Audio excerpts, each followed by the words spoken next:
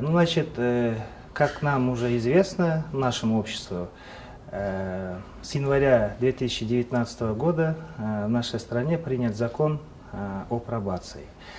Значит, данный закон, он принят, значит, по результатам проводимой в нашей стране судебно-правовой реформы, то есть, которая нацелена на гуманизацию, в том числе и в пенитенциарной системе. Что такое институт пробации? Если так коротко дать пояснение, определение, то институт пробации – это социальный институт, это условный вид осуждения без изоляции от общества. То есть к нам попадают люди, совершившие менее тяжкие преступления, и согласно принятому закону о пробации, в рамках, где определено 4 вида пробации. То есть это досудебная пробация, это исполнительная пробация, это пенитенциарная пробация и постпенитенциарная пробация. То есть департамент пробации на сегодняшний день ведет свою работу по вот этим 4 видам пробации. Вкратце остановлюсь на каждом. Значит, досудебная пробация. В рамках досудебной пробации департамент ведет работу с лицами, которые имеют статус подсудимых. То есть они еще не осуждены. Это значит, мы работаем с судебными органами, то есть, значит, у подсудимого, согласно закону о пробации, есть право, если он совершил менее тяжкое преступление, то, значит, пройти свое наказание без изоляции от общества. То есть, значит, это, конечно, определяет суд.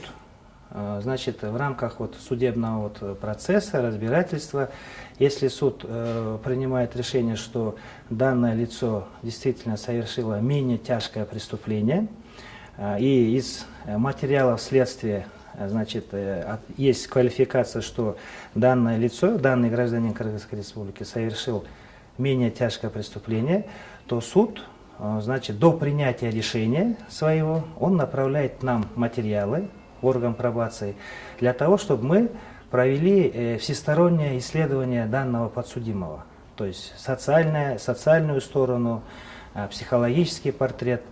Поэтому, значит, в установленном порядке судья выносит постановление, спускает нам поручение департаменту пробации, чтобы мы подготовили пробационный доклад судье или подготовили мотивированное заключение о невозможности подготовки пробационного доклада.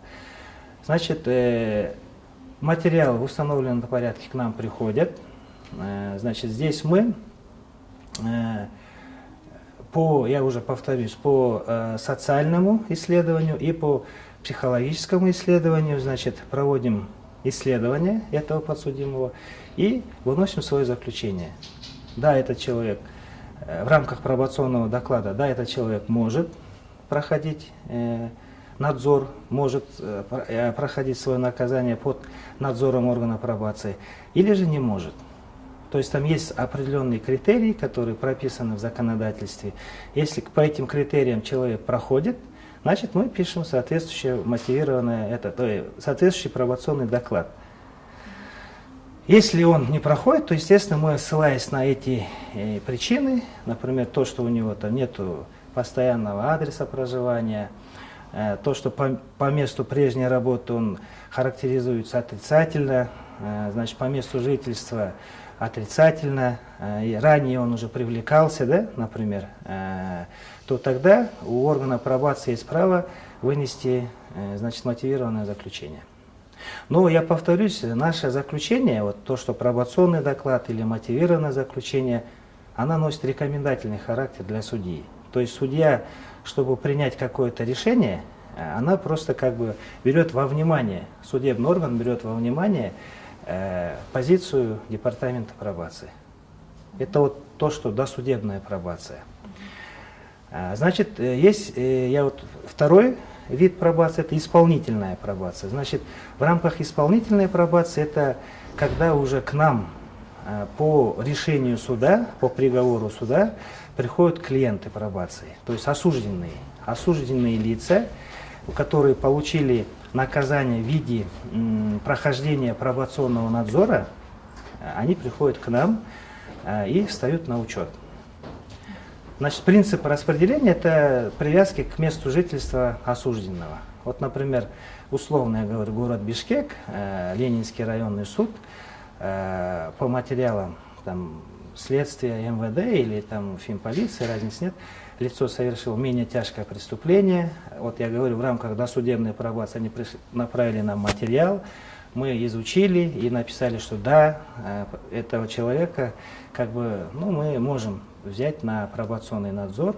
Судья взял это во внимание и вынес приговор, что там, например, осудить данного гражданина на 2 года пробационного надзора по месту жительства.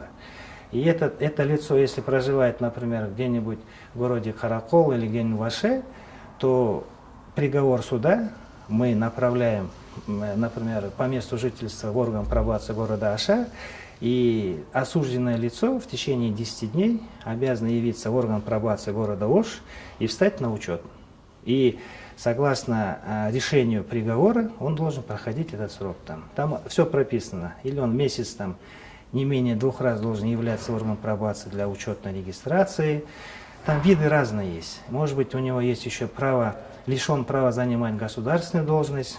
Тогда мы соответствующие уведомления направляем в госкадровую службу, что данное лицо осуждено, проходит пробационный надзор у нас, и согласно приговору суда он не имеет права занимать государственную должность в течение 2 лет, например. Вот что такое это исполнительная пробация, да? Это вкратце. Пенитенциарная пробация.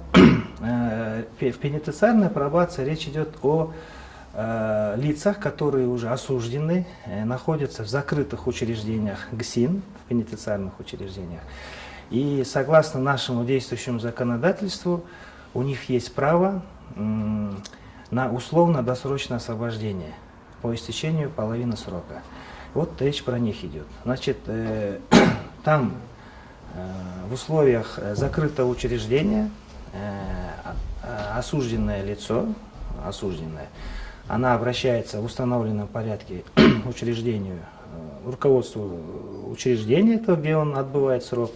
И те, значит, если у него уже по законодательству он имеет право, то они формируют соответствующие списки и направляют в том числе к нам, в орган пробации, для того, чтобы мы уже, значит, провели исследование по месту предполагаемого его проживания, что если он, например, из закрытого учреждения выйдет, то где он будет проживать.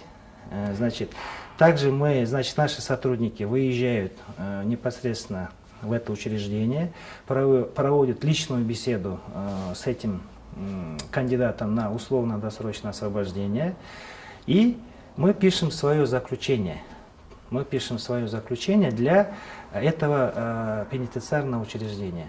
Для того, чтобы те, значит, взяв во внимание наше исследование, это будет социальное, психологическое, то же самое, вот, и готовят пакет документов для предоставления на обозрение суду. То есть потом судья рассматривает материалы, в том числе он, значит, ознакомливается с позицией пробации, то есть нас, и принимает решение. Если он принимает решение его условно-досрочно освободить, то приговор суда также приходит к нам, и по тому же принципу, по месту жительства, он уже встает на учет, и оставшийся срок он уже отбывает под надзором органа пробации. Это вот пенитенциарная пробация. И постпенитенциарная пробация – это то же самое, это лица осужденные, которые, значит, освобождаются по окончанию срока, и они определенный срок находятся, это если пенитенциарное учреждение принимает такое решение, они нам направляют уведомления, да, списками, И мы определенный срок, там полгода, год, берем на контроль лиц, которые уже, значит, вышли из закрытых учреждений по полному сроку. Да? Вот в рамках вот этих 4 видов мы работу ведем. Структурно департамент пробации, ну, как вам известно, это мы при Министерстве юстиции, это подведомственная структура. Она состоит, значит, из центрального аппарата департамента, вот где вы сейчас находитесь, а также 3 межрегиональных управлений. Значит, по республике у нас 54 органа пробации по республике. Значит, 3 межрегиональных управления. Первое — это город Бишкек, Чуйская область и Таласская область. Мы вот объединили в один орган пробации. Второе межрегиональное управление — это Ошская область, ну, Джалабадская область и Баткенская область. И 3 межрегиональное управление — это Иссыкульская область и Нарынская область. Вот. В каждом межрегиональном управлении, значит, есть районные органы пробации. То есть у нас в каждом районе есть орган пробации, который структурно подчинен межрегиональному управлению. Вот. Я вот то, что до этого вам объяснял, вот те осужденные, которые, например, в рамках исполнительной пробации, пенитенциарной пробации, они встают на учет по месту жительства, они вот непосредственно приезжают в районы, где они прописаны, и встают на учет наших районных органов пробации. Вот примерно так работа строится. В каждом районе, значит, у нас работа ведется по 3 основным направлениям. То есть это учет, мониторинг, это вот то, что точное, правильное исполнение решения суда. Вот задача этого сотрудника. То есть по приговору он должен стать на учет, по приговору он не менее 2 месяцев должен являться в орган пробации, по приговору он не имеет права там покидать территорию, например, района или города. Да? Вот это как раз работа сотрудника по учету и мониторингу. Второе направление районного органа пробации — это работа социального работника. То есть, я повторюсь, институт пробации — это социальный институт в первую очередь, а потом только уже такой надзорный, да, скажем, исполнительный. Задача социального работника — это оказать помощь этому клиенту, как мы сейчас, наше законодательство определяет, это не осужденный, а клиент пробации, оказать помощь в ресоциализации его в наше общество. То есть бывает ситуация, когда у человека, значит, большие проблемы со своими же родственниками, да? Ну, он осужден, вот. Где-то наш социальный работник, беря во внимание, что у него проблемы, например, там, с бывшими родственниками, там, или, может быть, со стороны осужденного, это все, значит, вначале составляется программа для этого клиента, в ходе которого уточняются, какие у него проблемы на данный момент. То есть, если у него проблемы по документированию, вот нет элементарно у него паспорта, это главная, одна из больших проблем наша сейчас, то мы уже в установленном порядке оказываем содействие в документировании этого клиента, значит, предоставляем услуги медиации, ну, то есть мы выступаем посредниками между потерпевшей стороной, если он ранен, там, он же осужден за что-то, есть та сторона, которая потерпела, вот с ними, чтобы у него не было проблем. Где-то помогаем в трудоустройстве его, значит, если он в такой жизненной трудной ситуации, значит, вот, если на какой-то момент у него нету даже жилья, такое тоже бывает, то у нас есть, ну, это при Министерстве труда и социальной защиты есть реабилитационные центры. Мы с ними начинаем прорабатывать вопрос, что временно разместить их туда. То есть это оказание социальной помощи этому клиенту пробации. Вот задача вот этого сотрудника именно вести работу по социальному сопровождению. И третье направление — это работа психолога.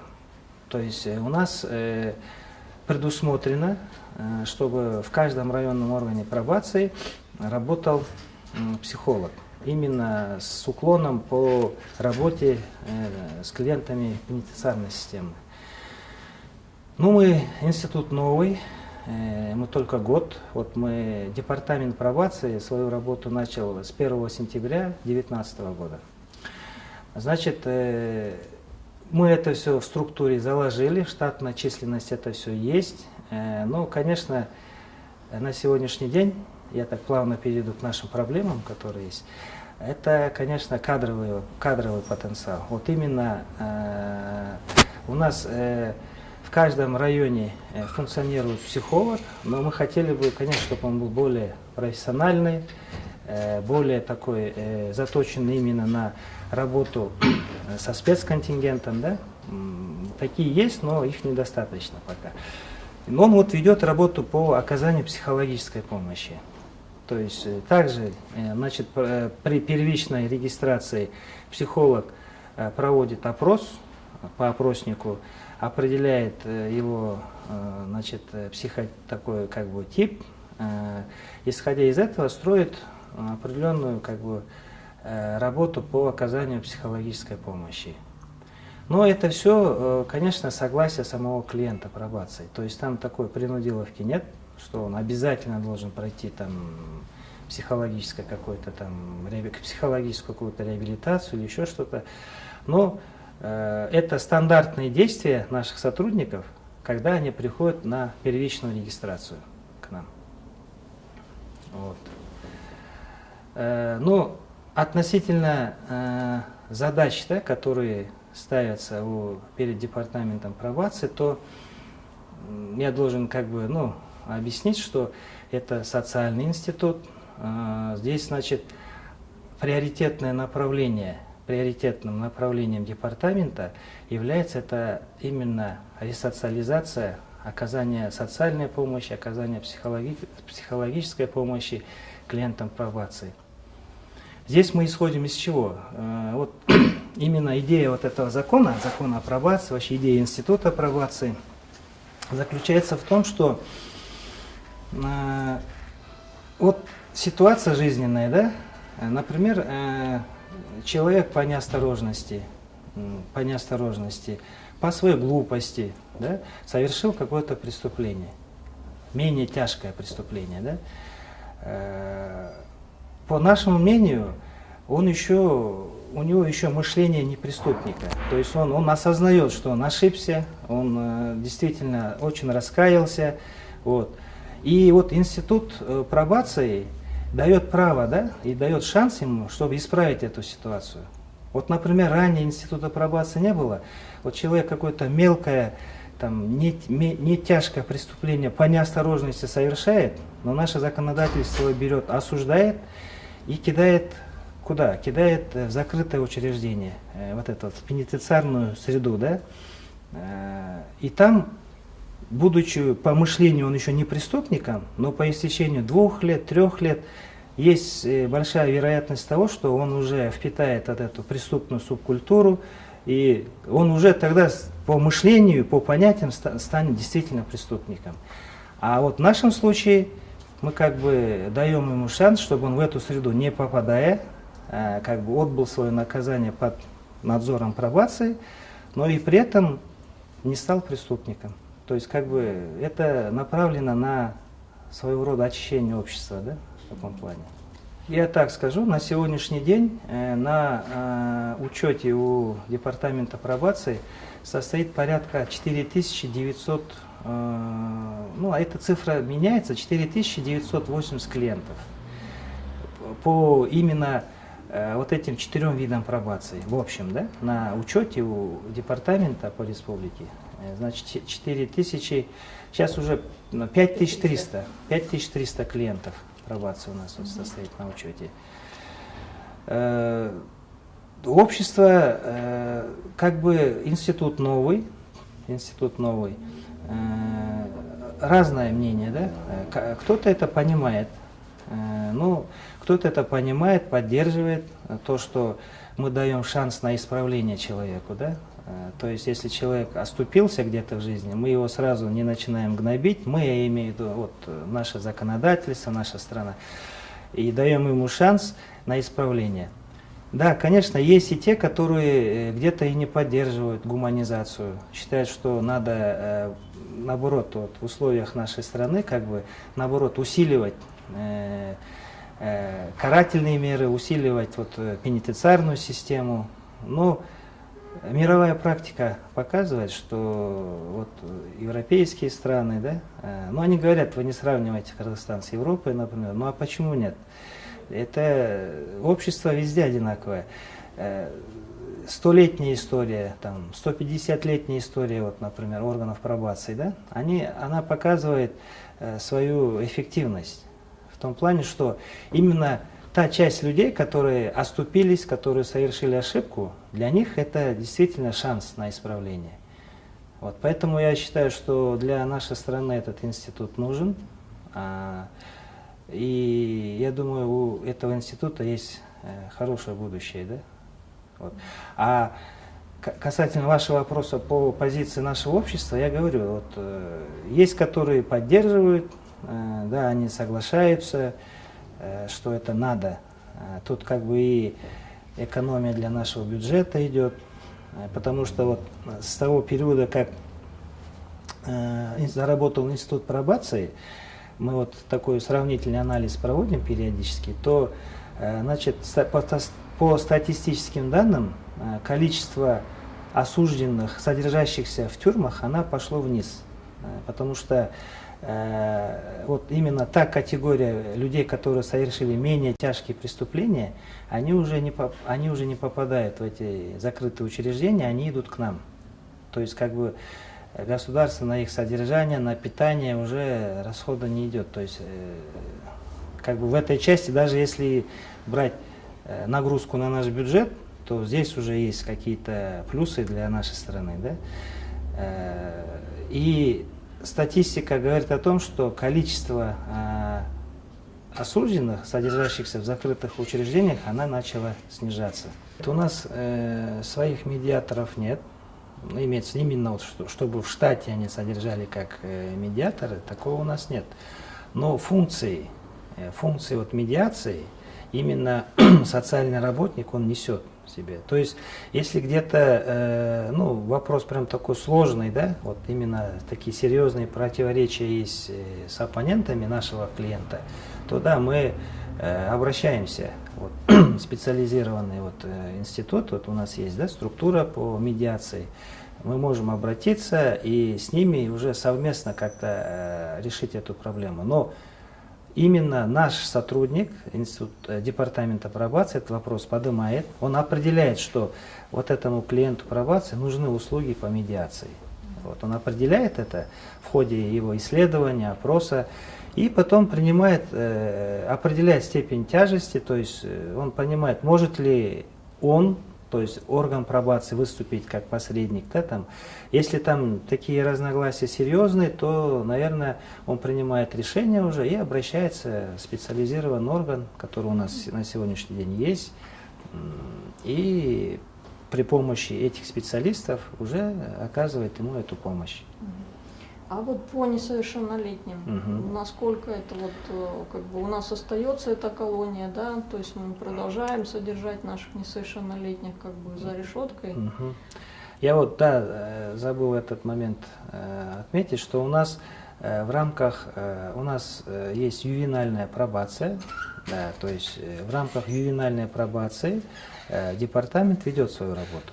То есть также, ну, с учетом того, что это подростки, это подростковая преступность, с учетом этого у нас ведется определенная работа, значит, ну, опять-таки учет, мониторинг. Вот на сегодняшний день у нас по республике порядка 120 клиентов пробации.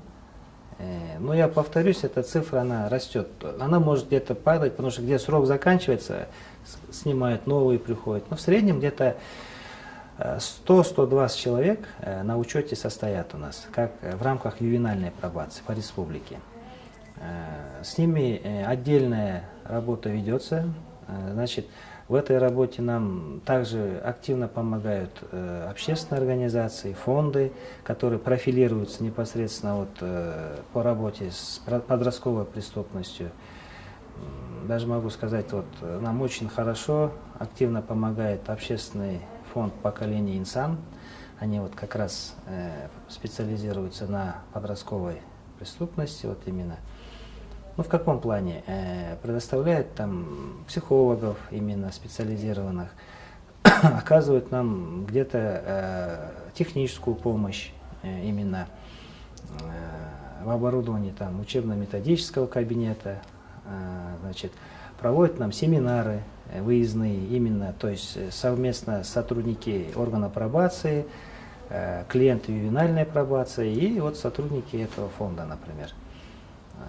Ну, это все, мы считаем, это очень такая важная, полезная работа, потому что там они многие аспекты охватывают. Там и психологическую помощь, и вот эту реинтеграцию этих подростков, да, чтобы как-то психокоррекцию проводят, да, ихнюю, такую работу ведут. Да, мы ведем эту работу.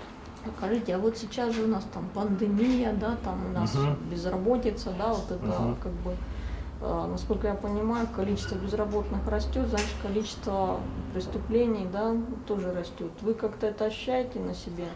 И есть ли какие-то, как вы устраиваете, получается, один из пунктов, я увидела там трудоустройство, да, там, ну, во всяком случае, содействие трудоустройству ваших клиентов.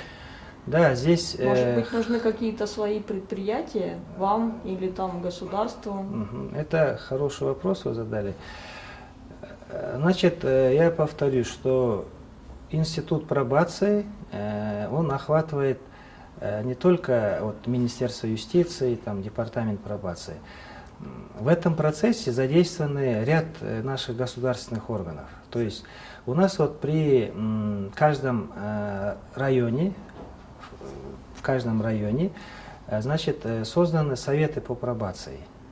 Это на законодательном уровне закреплено.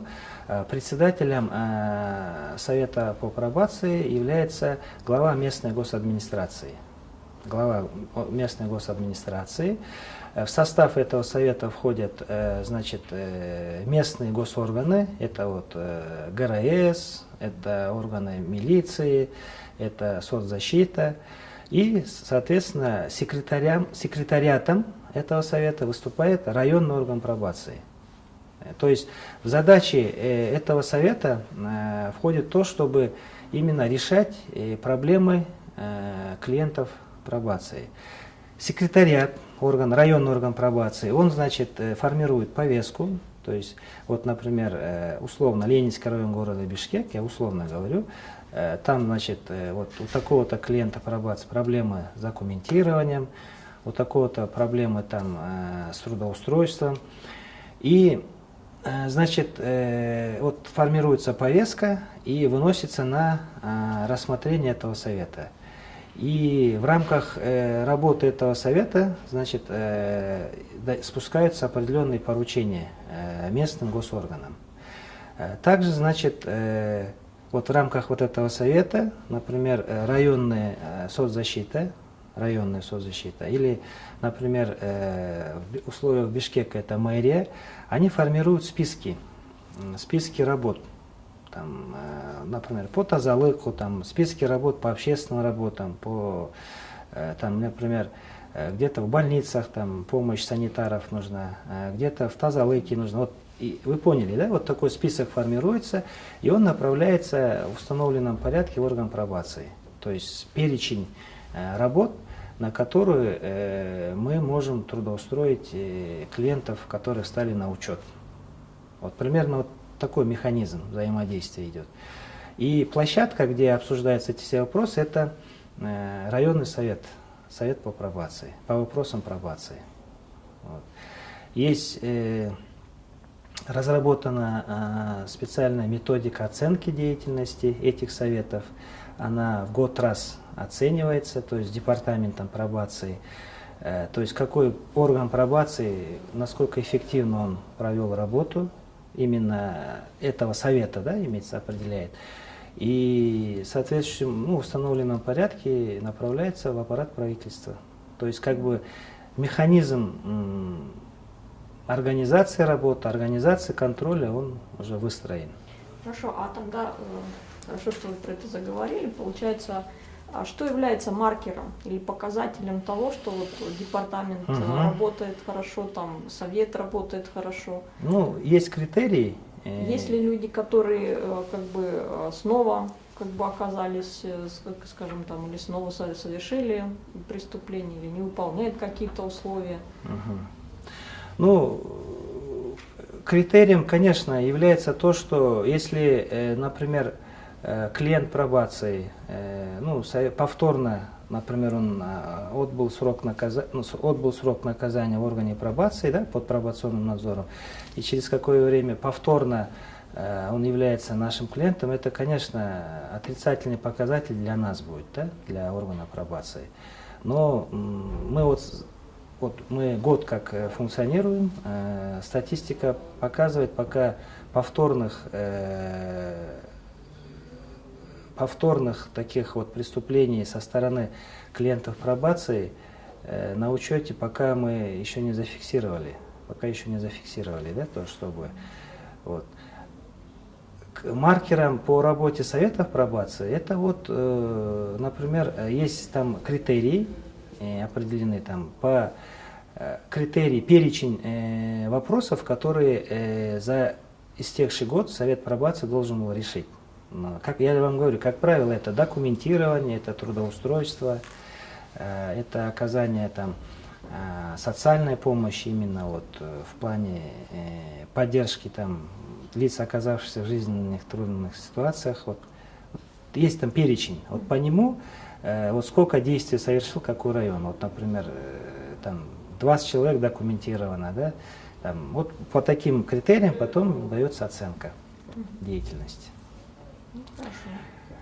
Не реже в 3 месяца совет пробации должен заседать, на котором должны выноситься вот эти вот накопившиеся вопросы касательно районного органа пробации. Ну там, я скажу сразу, там не только вопросы клиентов пробации обсуждаются, там также и вопросы самого органа пробации. То есть есть какие-то там технические вопросы, где-то может быть оказать помощь самому органу пробации по служебным помещениям, там, ну, в таком плане, да, это вкупе обсуждаются вопросы и посредством вот этих вот полномочий госорганов они решаются. Понятно. Ну, в принципе, все. Если есть у вас что-то вы хотите сказать, что важно сказать, вспоминайте, говорите. Ну вот вы насчет пандемии, вот сейчас сказали, ковид.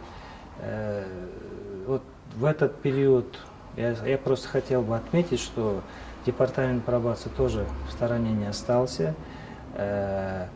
Даже есть факты, причем их много было, сами клиенты пробации на добровольной основе, да, самоинициативно вот, значит, обращались к нам, чтобы, ну, готовы оказать помощь, потому что вот в больницах людей не хватало, санитаров не хватало.